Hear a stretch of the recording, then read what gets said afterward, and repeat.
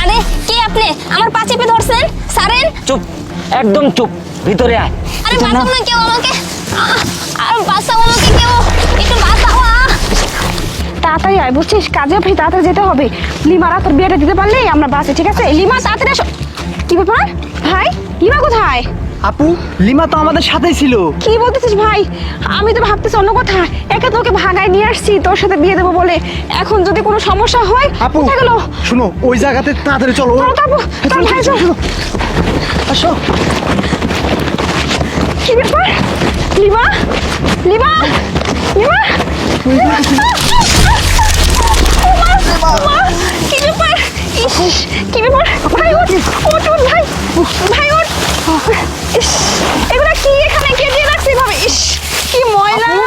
কি ব্যাপার ভাই? কি? আপু ওই দেখো, কি? এটা লিমার স্যান্ডেল না? হ্যাঁ তাই তো মনে হচ্ছে। এই স্যারের পরে তো মনে হয় লিমা আসছিল। প্লিজ আমাকে ছাড়েন না। এই চুপ, একদম চুপ, আমাকে কোনো ছাড়েন। কথা বলবি না। আমার খুব ভয় করতেছে, প্লিজ আমাকে ছাড়েন। আমার না আজকে বিয়ে, আমি বিয়ে করতে যাচ্ছিলাম আমার বয়ফ্রেন্ডের সাথে, আমাকে ছাড়েন। আরে তুই যার সাথে বিয়ে করতে যাচ্ছিস না, আরে মা ও ভালো না। তোর জমি জাতি সয় সম্পত্তি সব রেজিস্টারি করে নিবি।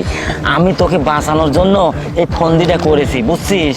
না না, আমার আমার বয়ফ্রেন্ড অনেক ভালো, ও এরকম করতেই পারে না। আর ওকে আমি খুব ভালোবাসি, ও আমাকে খুব ভালোবাসে, প্লিজ আরে- আমাকে ছাড়েন। আরে মা শোন শোন শোন, আমার ব্যাপারটা শোন। আমি তোকে বাঁচানোর জন্য আমি এই ফন্দিটা করেছি, তোর কোনো সমস্যা হবে না। ওরা তোকে বিয়ে করার নাম করে জমি জাতি যা আছে সব রেজিস্টারি করে নিবি। না না, এগুলো আমি বিশ্বাস করি না, প্লিজ আপনি আমাকে ছাড়ুন, আপনি আমার কোনো ক্ষতি করবেন না প্লিজ। শোন শোন মা শোন, আমি তোকে, তুই বিশ্বাস করতেছিস না, আমি তোকে ব্যাপারটা বোঝাই। এই দেখ,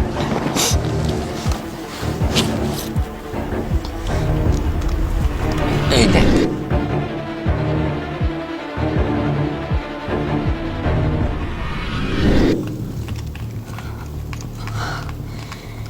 সি সি, আরে এতটা নোংরা, আমার তো ভাবতেই লজ্জা লাগতেছে।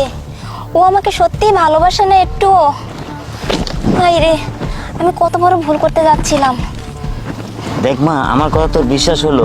তুই তো মনে করছিলিস যে আমি তোর সর্বনাশ করব, আর এখানে থাকা নিরাপদ না।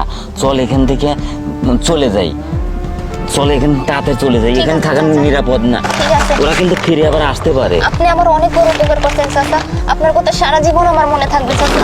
আরে চল। মা, তুই হচ্ছে আমার মেয়ের মতন, তোর সর্বনাশ তো আমি চাই না। আমি এখন চল চল তোকে আগে বাঁচাই। ইস, আপু। কিন্তু এখানে কি রাখলো ওই স্যান্ডেলগুলো? আমার লিমাক মনে হয় কেউ হাইজ্যাক করছে। তার মানে ওকে কেউ কিডন্যাপ করছে? হ্যাঁ, এরকমই মনে হচ্ছে।